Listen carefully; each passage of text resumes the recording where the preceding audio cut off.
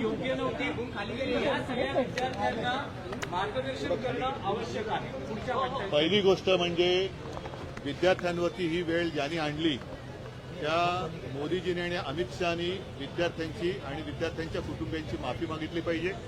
याचं कारण ज्या पद्धतीने विद्यार्थ्यांना काठीला खिळे लावून मारण्यात आलं, त्यांच्यावरती छऱ्यांच्या बंदुकीने हल्ला केला गेला, अश्रुधूर सोडला गेला, एवढंच नाही तर अत्यंत वाईट पद्धतीने पुरुष पोलिसांकडनं त्यांचे कपडे फाडले गेले।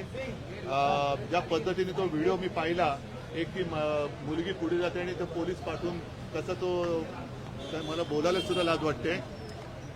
ज्या मुलांनी नीटच्या म्हणजे काय म्हणजे आपण ऐकायला सुद्धा अंगावरती शहारे येत होते, तर त्या मुलांचे भोगले आणि त्यांची मागणी काय आहे की शिक्षण पद्धतीत सुधार।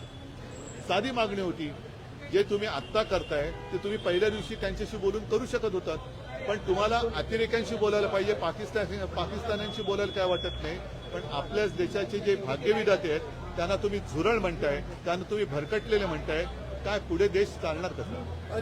आणखी एक विषय आहे की आज पुण्यात देशाचे राष्ट्रीय सुरक्षा सल्लागार अजित डोवाल यांचा अमित शहाच्या हस्ते सत्कार करण्यात आला। त्यावेळेस अमित शहा